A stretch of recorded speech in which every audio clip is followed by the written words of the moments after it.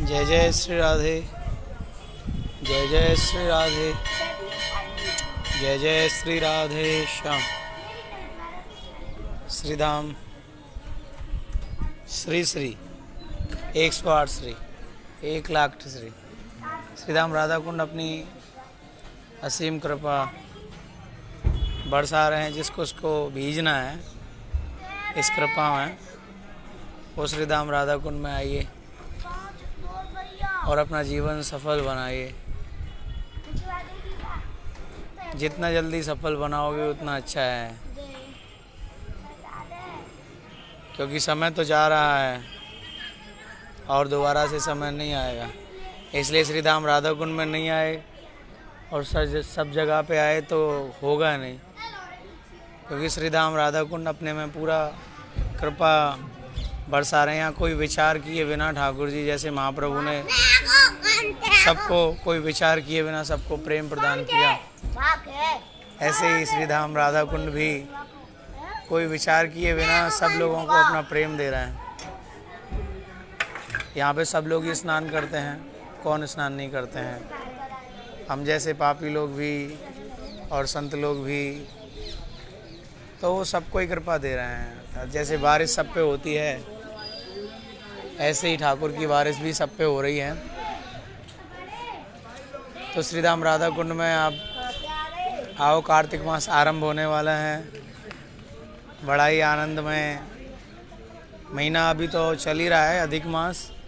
इस मास में कोई 1 गुना करते हैं उसको 100 गुना मिलते हैं। इसलिए जो चतुर लोग होते हैं वो इसी महीने में करते हैं और बाकी साल भर नहीं करते हैं। देखो ना, इसलिए बोला गया है कि कृष्ण भजे से बड़ो चतुर और हरिनाम बड़ा ही मधुर। जो कृष्ण को भजते हैं वो बहुत चतुर होते हैं कि कैसे उसका भजन बढ़े। जैसे कि हमारे कुछ गुरु भाई अभी आ रहे हैं, बहुत ही ज़्यादा आ रहे हैं। क्यों आ रहे हैं? क्योंकि वो जानते हैं अधिक मास है, इसमें थोड़ा करेंगे तो ज़्यादा आनंद मिलेगा। और एकदम श्री श्री श्याम कुंड भी दर्शन कर सकते हैं। मेरी जैसी हालत, जैसे मेरी हालत, जैसे गोपाल की हालत, मैं कहाँ करूँ बता। मैं भी दुखी और गोपाल भी दुखी, एक तो सुखी हो, एक तो सुखी हो, हम भी दुखी, हमारा गोपाल भी दुखी। और ये हमारे टेढ़े मेढ़े नटखट गोपाल, ये 3 जगह से टेढ़े हैं, इसलिए इसको हमारे ब्रज भाषा में बोलते हैं टेढ़ी टांग बारो।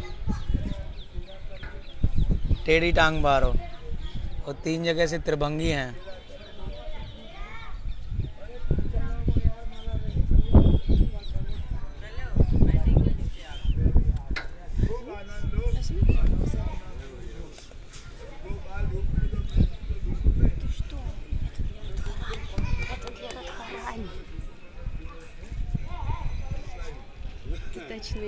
हो गया क्यों नहीं ऐसे? तुम लगाओ अभी। जय जय श्री राधे श्याम। राधेश दूध लगाओ राधा कुंड में, राधेश को दो।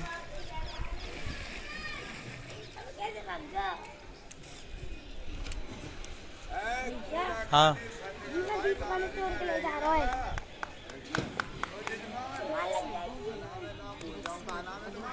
कछु बोल दो, तुम्हारी इच्छा है।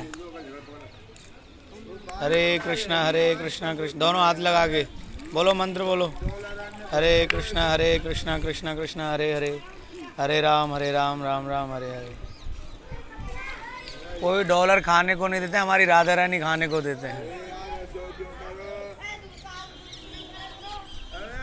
राधा रानी के बलबूते से हम लोग खा रहे हैं, हम लोग क्या सब खा रहे हैं। तो जय जय श्री राधे, हम आगे बढ़ते हैं। तो आज का विषय होगा पता नहीं क्या, राधा रानी क्या बोलवाएं। श्रीमती राधा रानी आप क्या बुलवाती हैं?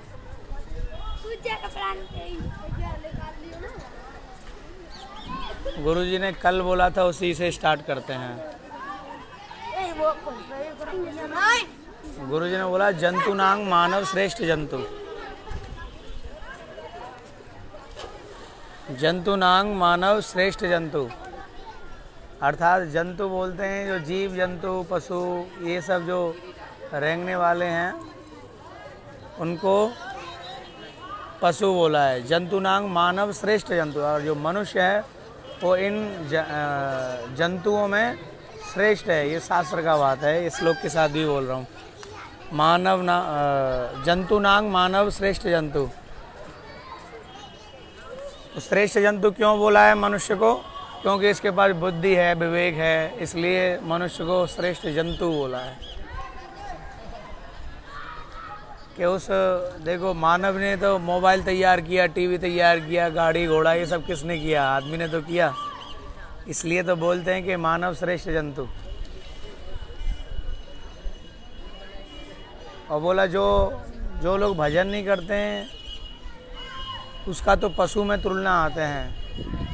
धर्मेन हीना पशु भी समाना।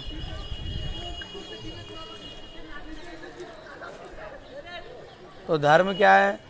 धर्म ये है कि ठाकुर जी का नाम करना, तिलक करना, तुलसी की माला धारण करना, ये धर्म है। और संत लोगों में प्रीति रखना। और जो अधर्म क्या है? जो मतलब ये सब नहीं मानते हैं वो है। तो वो अभी तो वो 4 पैर हैं, मतलब अभी 2 पैर हैं, बाद में 4 पैर हो जाएंगे। अभी तो जो भजन नहीं करते हैं उसको अभी 2 पैर हैं, बाद में नेक्स्ट जन्म में 4 पैर, फिर 6 पैर। तो इसलिए बोला जंतुनांग मानव श्रेष्ठ जंतु। अगर चाहे तो मनुष्य इस शरीर में भजन करके ठाकुर जी को प्राप्ति कर सकता है।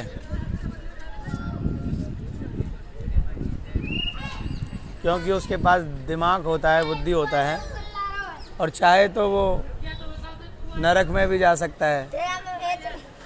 तो कोई नहीं बचा सकता सिवाय गुरु वैष्णव के।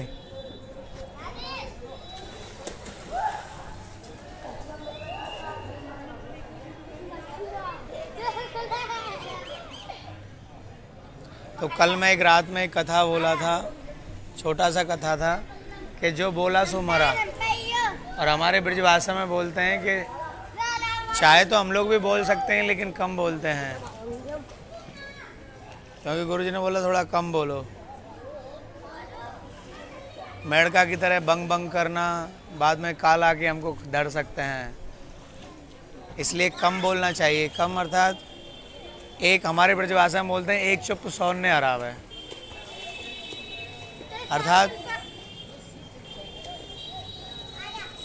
अर्थात ये है कि अगर एक चुप है उसे 100 लोग गाली दे रहे हैं, उसको अच्छा नहीं बोल रहे हैं, अगर वो चुप है तो वो लोग थक के चले जाएंगे अपने आप। बोला क्या, ये तो बात ही नहीं। अगर हमने उसको जवाब दे दिया तो लड़ाई हो गया। लेकिन लड़ाई करना तो सब लोग जानते हैं, कौन नहीं जानते हैं। लेकिन जो चतुर होते हैं उनको दिमाग वाला बोलते हैं, वो चुप रहते हैं। बोला बड़बड़ करने दो, बड़बड़ वाला क्या है, मेढ़का की तरह पाँव पाँव करते हैं और बाद में बड़बड़ करके चले जाएंगे। अगर हम भी उसके साथ ऐसा हो गए तो क्या। तो यही बताया कि एक चुप 100 को हराता है। जैसे कल एक रात में कथा बताया था छोटा सा कि एक राजकुमार का लड़का था, तो वो नहीं बोलता था बच्चापन में। राजा को बड़ा ही दुख हुआ कि ये नहीं बोलता है, बड़ा भी हो गया, वैद्यों को डॉक्टरों को दिखाया लेकिन वो नहीं बोलते हैं। तो वो जब उसके मंत्री उनको उनके राजकुमार को लेके जा रहे हैं तो एक जंगल में आके, और वो एक कौवा उनके ऊपर काएं काएं कर रहा है पेड़ के ऊपर। अब काएं काएं कर रहा है तो उन्होंने क्या किया, उसको उड़ा दिया। उनके मंत्रियों ने बोला राजकुमार को परेशान करना है, तो वो मर गया, ज़मीन पे पड़ा हुआ है। तभी वो राजकुमार उसके पास गया, बोला तू अगर बोलता नहीं तो बच जाता, अगर तू बोलता नहीं तो बच जाता, तू बोला इसलिए तो मारा गया।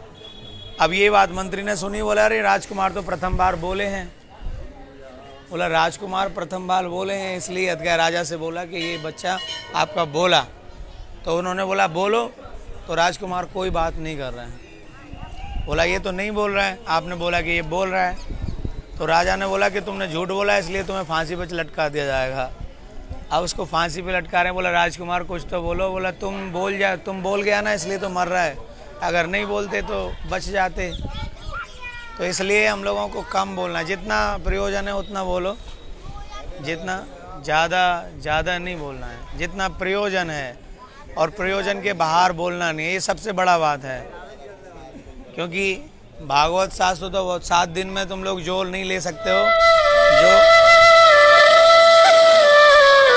जो कि मतलब एक छोटा बातों से वो सारा चीज़ समझ में आ जाते हैं। भागवत में यही तो बोलते हैं कि सारे भागवत मर्म क्या है, भागवत मर्म नव विद्या भक्ति धर्म तार मध्य सर्वश्रेष्ठ नाम संकीर्तन।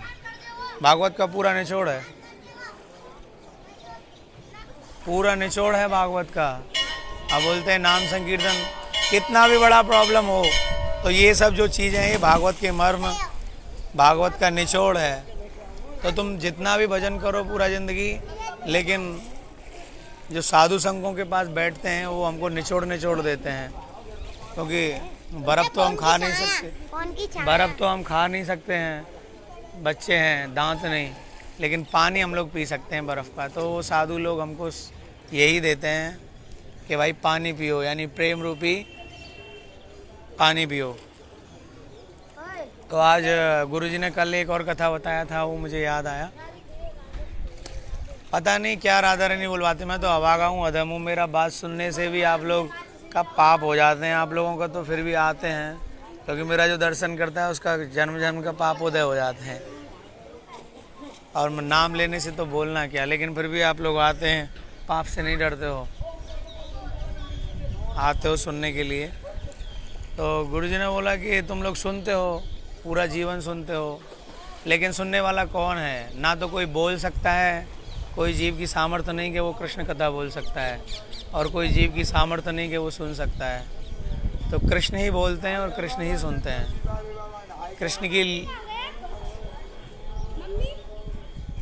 तो कृष्ण का कथा ऐसा है। तो बात यह है कि एक बार की बात है, पता नहीं कहाँ है, ये तो मम्मी है तेरा, राधा कुंड में है, तो ये मम्मी नहीं तेरा? हाँ, इससे बड़ा मम्मी कौन है तेरा?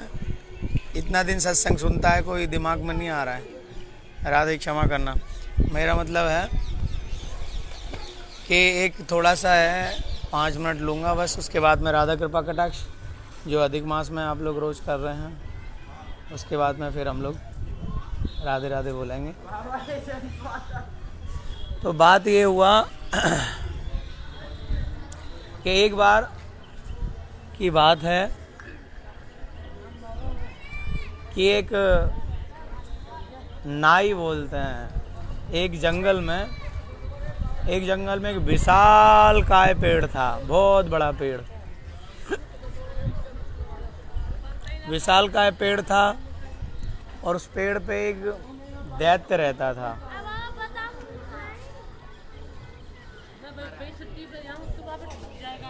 विशाल काय दैत्य रहता था। तो वो दैत्य क्या करता था कि उस रास्ते पे जो बंदा जाता था, जो व्यक्ति जाता था, उसे ही खा जाता था। लेकिन खाने से पहले वो उनसे 3 क्वेश्चन अर्थात 3 प्रश्न पूछता था। अगर कोई उसके प्रश्नों का उत्तर दे देता तो बच जाता, नहीं तो मारा जाता। तो वो दैत्य ऐसा था, उनके 3 प्रश्नों के उत्तर दो और वहाँ से जा सकता है, नहीं दोगे तो वो दैत्य है, वो असुर, वो उसको खा जाएगा, यानी भूत था। तो वहाँ से जो भी व्यक्ति निकलते हैं वो उसको सबको खा जाता है। तो एक बार की बात है कि एक नाई, पंडित जी महाराज,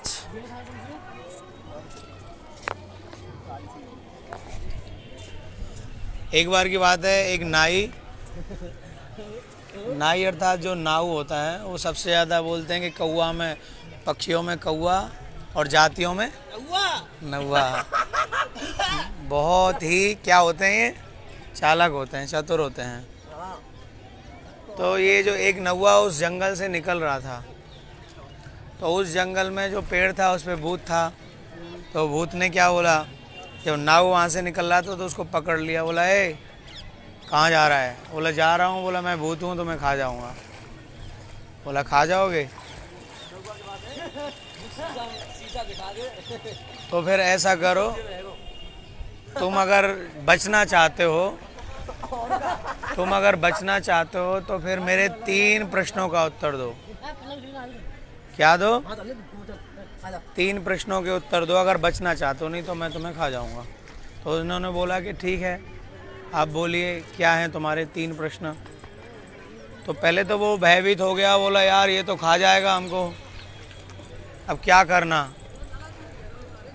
लेकिन उन्होंने हिम्मत करके उससे बात किया, बोला ठीक है अब 3 प्रश्न पूछो, आप क्या प्रश्न है तुम्हारे। तो उन्होंने बोला कि ये 3 मूर्तियां हैं, ये 3 मूर्तियां हैं, इसमें एक मूर्ति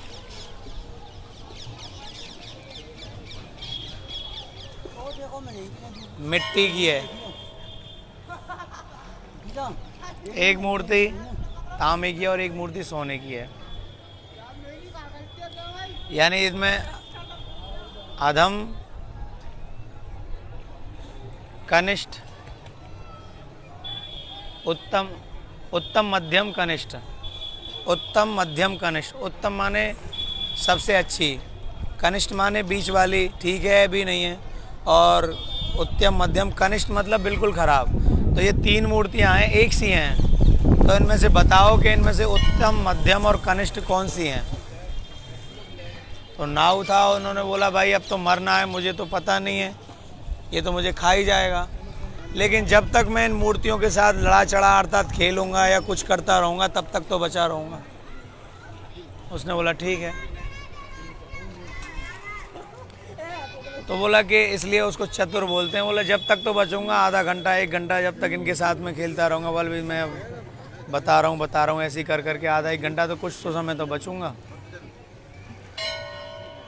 तो उसने बोला ठीक है। तो नाव क्या किया, उस नाई ने 3 मूर्तियों के पास पहुंचा और जाके वहाँ से छोटे छोटे पत्थर ले लिए, उनसे खेलने लगा। 3 पत्थर ले लिए वहाँ से छोटे छोटे जंगल से ही। तो वो पत्थरों से कभी वो नाक में घुसाता है, कभी मुंह में घुसाता है, कभी इधर कभी ऊपर रखता है। तो वो ऐसे ही करने लगा। तो उसने ऐसे करते करते खेल खेल में वो अपना समय को बिता रहा था कि मैं जितना समय बच सकूं, क्योंकि कौन मरना चाहते हैं, कोई मरना तो नहीं चाहते हैं।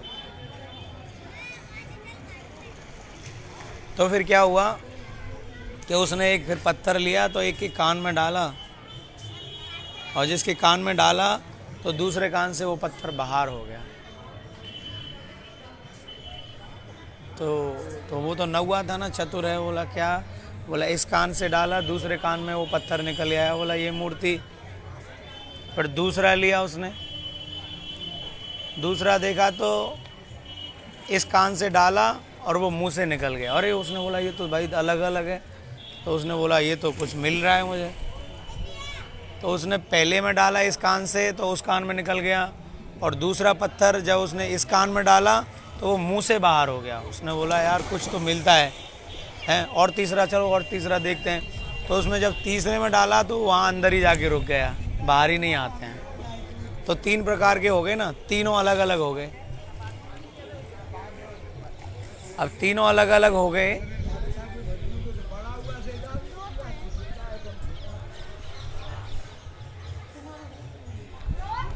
तो उसने बोला ए नौवा, बहुत समय हो गया है तुझे, बता, नहीं तो मैं अभी तुम्हें खा जाऊंगा।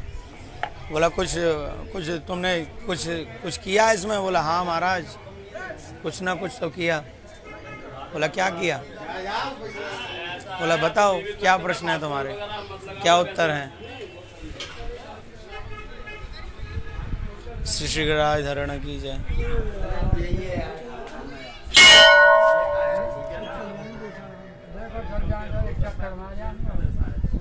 ये वो स्थान है जो भगवान के श्री चरण है, जहाँ अरिष्टासुर को मारा था। आज भी उनके श्री चरणारविंद यहाँ पे हैं, पूजा होती है।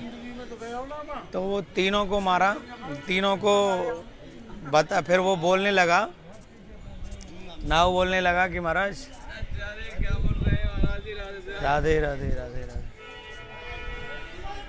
तो तीनों को जब उन्होंने तीनों के बारे में वो बताने लगे। बोला हाँ महाराज, 3 प्रश्न के उत्तर मेरे पास हैं। तो 3 प्रश्नों के उत्तर क्या हैं तुम्हारे पास, बताओ। तो उसने बोला कि 3 प्रश्नों के उत्तर मेरे पास हैं कि पहला जो है, इस संसार में 3 प्रकार के लोग होते हैं। बोला उत्तम, मध्यम और कनिष्ठ। तो इन तीनों प्रकार के में बोला उत्तम कौन सा है? बोला उत्तम वो है जो कि साधु लोगों से कथा सुनते हैं, संसार में से कुछ लेते हैं, कुछ उसको मतलब कृष्ण कथा लेते हैं तो उसको अपने जीवन में लगाते हैं और वो अंदर ही उसको रखते हैं और उस हिसाब से फिर वो भजन करते हैं। बोला ये तो है उत्तम, जो कि उसको अपने व्यवहार में लेते हैं कि कैसे भाई रहना चाहिए। बोला कनिष्ठ। और मध्यम कौन सा है, बीच वाला? बोला बीच वाला ये है कि इस कान से सुनते हैं। पहला वाला तो उत्तम है, इस कान से सुनते हैं तो अपने अंदर रखते हैं, और दूसरा वाला बोला इस कान से सुनते हैं और अपने मुंह से निकालते हैं। तो मुंह से निकालते हैं तो वो कौन सा है? बोला वो मध्यम है। मतलब वो क्या है कि अपने जीवन में तो यूज़ नहीं करते हैं, जो सुना और उसको लोगों को बोल देते हैं। जैसे कि मैं, यानी मैं तो मध्यम भी नहीं हूँ, मैं कनिष्ठ हूँ, सॉरी। तो कनिष्ठ तो मध्यम वो हैं जो इस कान से लेते हैं और अपने मुंह से बोल देते हैं। जैसे मैं लब लब बोलता रहता हूँ पूरा दिन, खालियत का, अपने यूज़ में तो कुछ नहीं लेते हैं।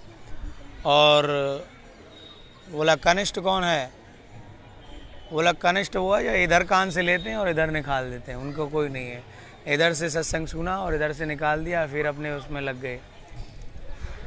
जैसे लोग शमशान में जाते हैं, लोगों को मुर्दे को लेके राम नाम सत्य है, तो वहीं तक उनका वैराग्य सीमित है। बस घर पे आए तो फिर चाचा ताऊ मामा मम्मी वहाँ पे जाके बोलते हैं नहीं यार भजन करना चाहिए, और फिर घर पे आए बोला छोड़ गए। बोला भजन क्या है कलयुग का? तुलसी कंठी की माला, तिलक और एकादशी का व्रत और हरि नाम। बोला ये नहीं करेंगे तो भगवान उसकी तरफ एवं देखते नहीं है। सबसे पहली बात तो कृष्णदास बनना है, तुलसी की माला लगाना है। इसको ना लगाने से भगवान कभी खुश नहीं होते। और तो कनिष्ठ वो है जो इधर कान से लेता है और इधर निकाल देता है। जैसे कि मैं हूँ, गुरुजी मुझसे भी बहुत सारी कथाएं बोलते हैं, लेकिन मैं इधर से सुनता हूँ और इधर निकाल देता हूँ, अपने जीवन में कोई उसका यूज़ नहीं करता। तो ये उत्तम मध्यम कनिष्ठ। बोला महाराज ये मूर्ति जो है ये तो उत्तम है, पहली वाली मूर्ति, क्योंकि ये सुनती है और अपने दिल में लगाती है। और दूसरी कौन सी है कनिष्ठ? बोले ये दूसरी वाली है जो सुनती है और मुंह से बोल देती है। और ये तीसरी क्या है? बोला तीसरी कनिष्ठ है। बोला इधर से लेती है इधर निकाल देती है। तो उस भूत ने बोला तू बच गया, तू बच गया। तो बोला बच गया तो जा। इसलिए बोला कि वो बहुत चतुर निकला और उसने इस प्रश्न का उत्तर दिया। तो ऐसे ही संसार में 3 प्रकार के लोग हैं, हम लोग भी इस संसार में 3 प्रकार के ही लोग हैं सब।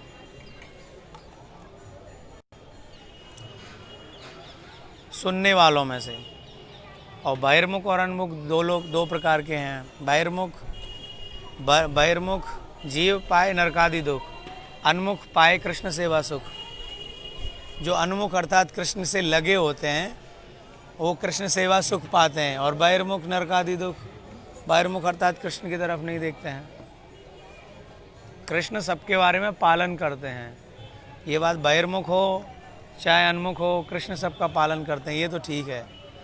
लेकिन बहिर्मुख का जीव का कैसे पालन करते हैं? बहिर्मुख जीव का पालन करते हैं जैसे एक मछली होती है ना, मछली, तो मछली के पीछे, मछली जो होती है वो पीछे होती है और उसके बच्चे आगे आगे जाते हैं, छोटे छोटे बच्चे उसके आगे आगे जाते हैं। लेकिन बड़ा मछली है, उनकी मैया है, वो पीछे रहते हैं, वो पीछे से रक्षा करते हैं। उनके बच्चे उनकी तरफ नहीं देखते हैं, मैया की तरफ एवं नहीं देखते हैं, तो वो चले जाते हैं। लेकिन प्रभु फिर भी उनके बारे में ध्यान करते हैं, ध्यान करते हैं। तो पीछे पीछे बड़ा बड़ा मछली चलते हैं और छोटे छोटे बच्चे उनके आगे चलते हैं। तो अगर उनकी मम्मी मछली मर गई तो समझ लो क्या होगा, उनके बच्चे भी मर गए, कोई ना कोई कीड़ा वीड़ा उनको खा ही लेंगे।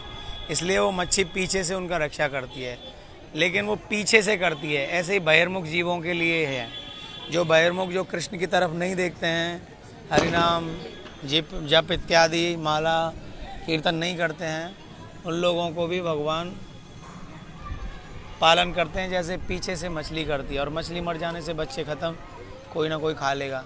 तो बहिर्मुख जीवों का भी पालन करते हैं भगवान उस मच्छी की तरह। और अनमुख पाए कृष्ण सेवा सुख, जो अनमुख जीव हैं उनकी भी कृष्ण सेवा करते हैं, उनका भी पालन करते हैं। बोला कैसे करते हैं? बोला जो अनमुख हैं, जो कृष्ण से प्रेम करते हैं, प्रेम होना चाहिए निस्वार्थ, उसमें कोई छल कपट नहीं होना चाहिए।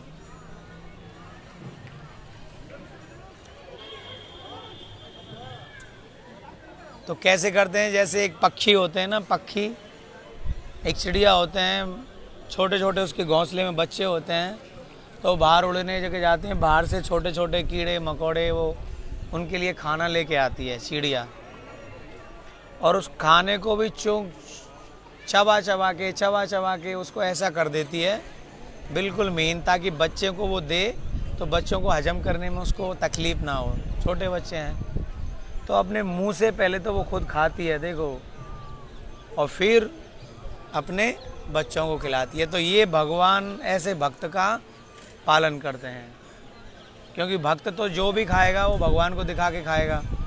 तुलसी डालेगा, तुलसी डाले, हे प्रभु, बोलते हैं कि 36 व्यंजन 56 भोग 36 व्यंजन बगैर तुलसी प्रभु एक ना माने। मतलब चाहे 56 भोग रख दो तो ठाकुर जी के तुलसी नहीं डालेंगे तो ठाकुर जी उसको स्वीकार नहीं करते। तो ऐसे ही मतलब जब भगवान ने खा लिया फिर हम लोग खाते हैं तो वो जैसे दवाई बन जाते हैं, दवाई बन जाते हैं ना, क्योंकि भगवान का जूठा है। भगवान का जूठा खाने से प्रेम हो जाते हैं। जैसे कोई बीमारी वाला आदमी है, टीबी वाला आदमी है, करुणा वाला आदमी है, उनका जूठा खाने से हमको बीमारी लग जाएंगे, करुणा ही लग जाएंगे, उनका जूठा नहीं खाना चाहिए। ऐसे ही कृष्ण का जूठा है, कृष्ण अपना जूठा देते हैं, उसको खाने से प्रेम हो जाता है। तो इसलिए जो भी कुछ खाएं कृष्ण को दिखा के खाएं। तो भगवान भक्त का ऐसे पालन करते हैं जैसे वो पक्षी अपने बच्चों का पालन करते हैं।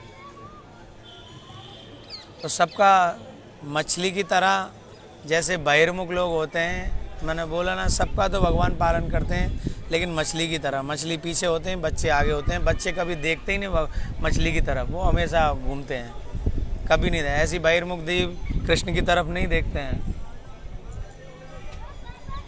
लेकिन भगवान फिर भी उनके बारे में ध्यान करते हैं। बोला ठीक है। तो बहिर्मुख जीवों का ऐसे वो पालन करते हैं। और जो अनमुख हैं, जो कृष्ण के अनमुख हैं, उनकी तरफ देखते हैं, उनको कृष्ण पक्षी की तरह पालन करते हैं।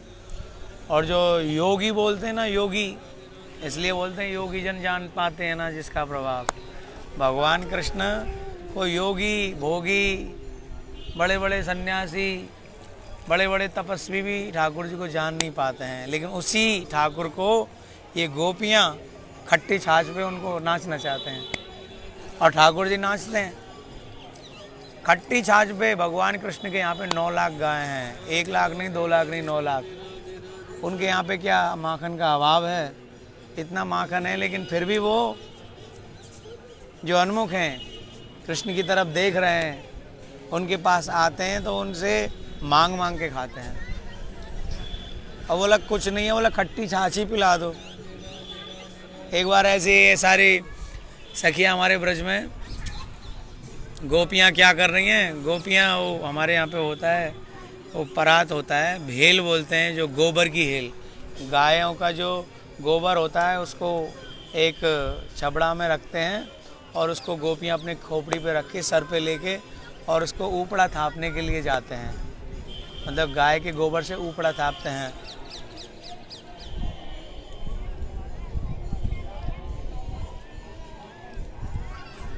हरे कृष्णा कृष्णा कृष्णा हरे हरे, हरे राम राम राम हरे हरे। तो हमारे ब्रज में आज भी ये प्रथा है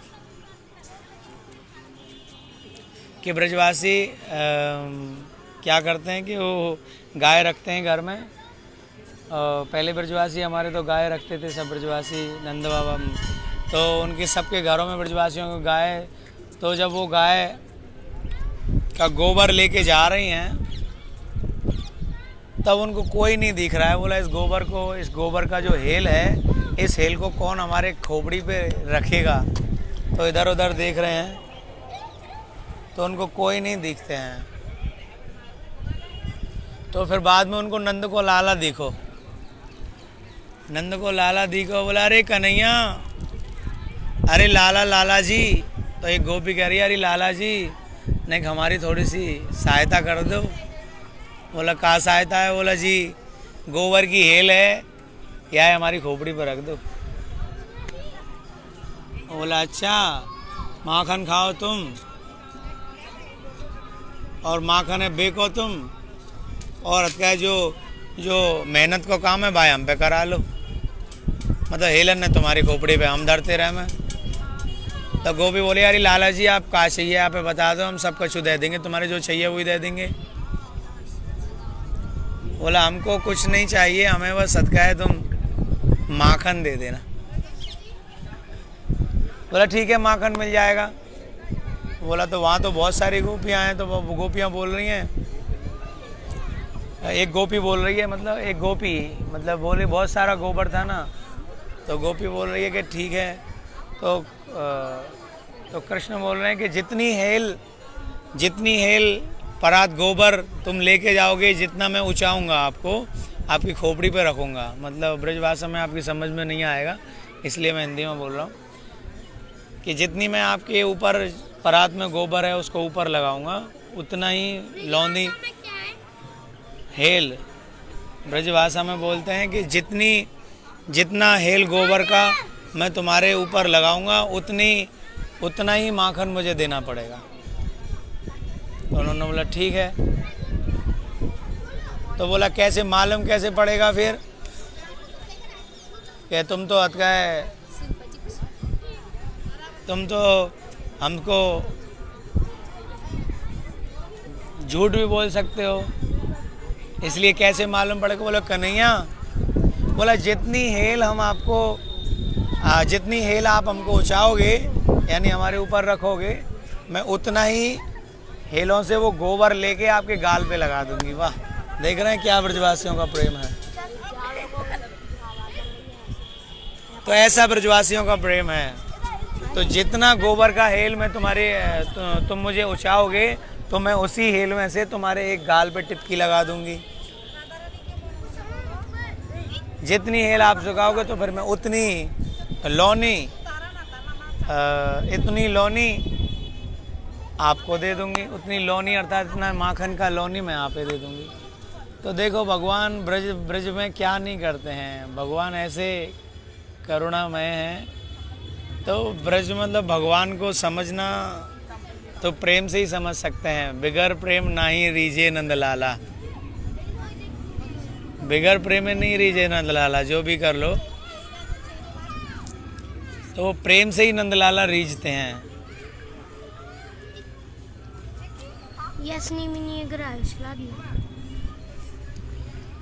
तो यही हुआ कि यहाँ पे हमने बोला कि जो बहिर्मुख जीव हैं, वो अनमुख जो जीव हैं, अनमुख क्या, वो तो भगवान के सखा सखी हैं, उनकी तो बारे में वो अनमुख से भी आगे हैं।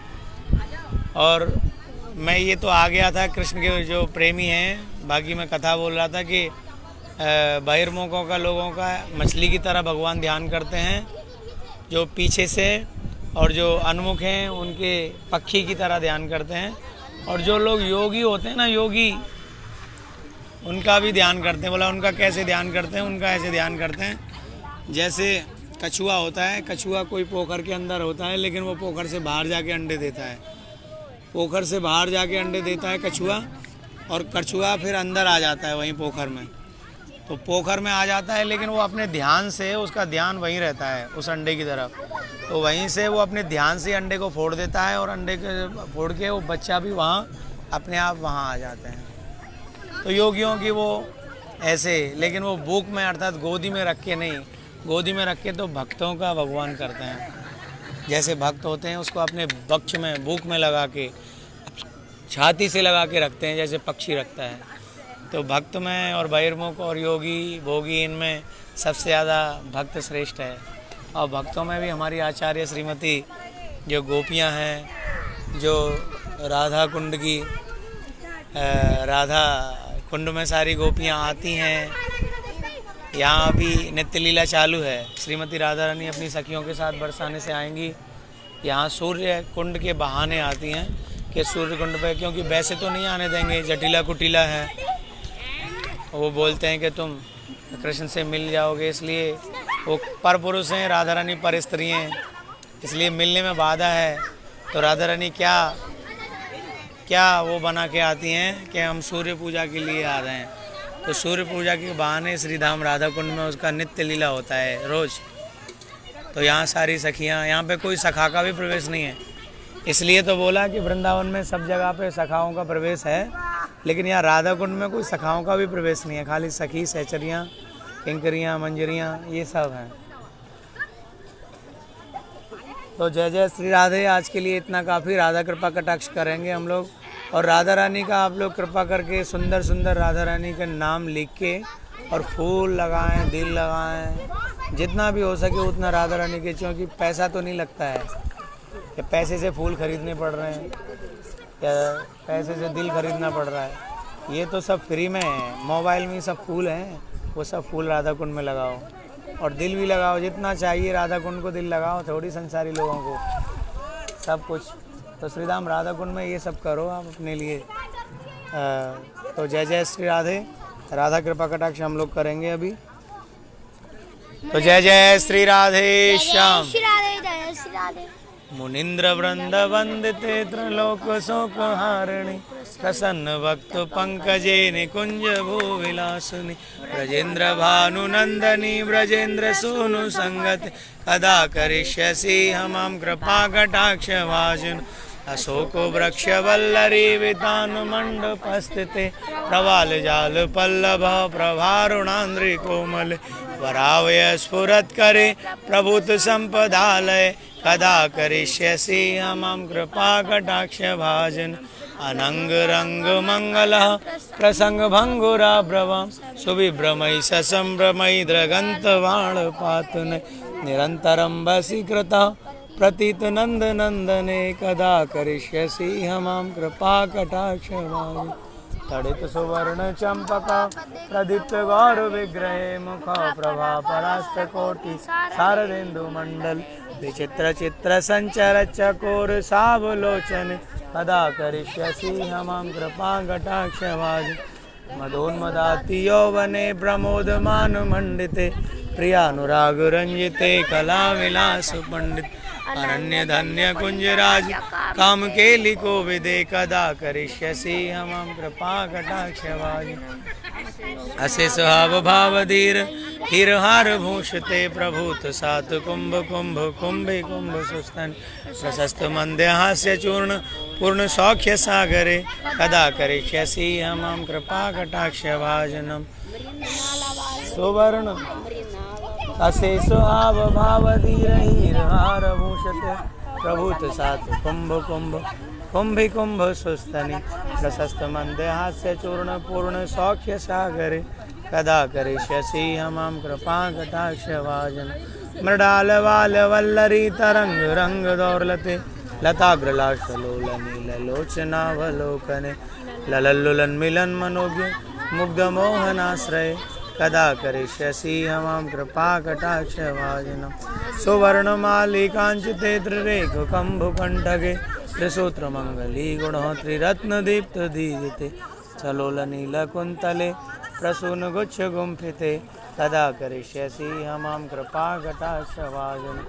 नितंब बिंबलंबमान पुष्पमेखुला गुणे प्रशस्त रत्न किंकणी कलाप्य मध्य मंजले करिंद सुंदर दंडिका वरोह सौभ गोरुखे कदा करिष्यसि हमां कृपा कटाक्ष भाजन अनेक मंत्र नाद मंजुनु परारवस्खलत समाज राज हंस वंश निकुड़ाति गौरवे बिलोल हेम वल्लरी विडम्र चारु चंक्रमे कदा करिष्यसि हमां कृपा कटाक्ष भाजन अनंत कोटि विष्णु लोक नम्र पद्मद्राक्षिते हिमाद्रजा पुलोमजा विरंच जा वर प्रदे अपार श्रद्धि वृद्धि दिग्ध सत्पदांगुली नखे कदा करिष्यसि हमां कृपा कटाक्ष मखेश्वरी क्रियेश्वरी स्वदेश्वरी सुरेश्वरी त्रिवेद भारतीश्वरी प्रमाण शासनेश्वरी रमेश्वरी क्रमेश्वरी प्रमोद काननेश्वरी ब्रजेश्वरी ब्रजाधिपे श्री राधिके नमोस्तुते ब्रजेश्वरी ब्रजाधिपे श्री राधिके नमोस्तुते ब्रजेश्वरी ब्रजाधिपे श्री राधिके नमोस्तुते इतीदमद्भुतस्तवं निशम्य भानुनन्दनि करोतु सन्ततं जनं कृपाकटाक्षभाजनं भवेत्तदेव सञ्चितः त्रिरूपकर्मनाशनं लभेत्तदा व्रजेन्द्र सोनुमण्डला प्रवेश जय राधे राधे राधे राधे राधे राधे राधे जय राधे राधे राधे राधे राधे श्री राधा राधा राधा राधा राधा राधा राधा राधा राधा राधा राधा राधा राधा राधा श्री राधा श्री राधा श्री राधा श्री राधा राधा राधा राधा राधा जय जय जय श्री राधा राधा राधा राधा राधा जय जय जय श्री राधा जय राधे। सब लोगों के लिए दंडवत प्रणाम। फिर मिलते हैं, जिंदे रहे तो बाद में। जय जय श्री राधे।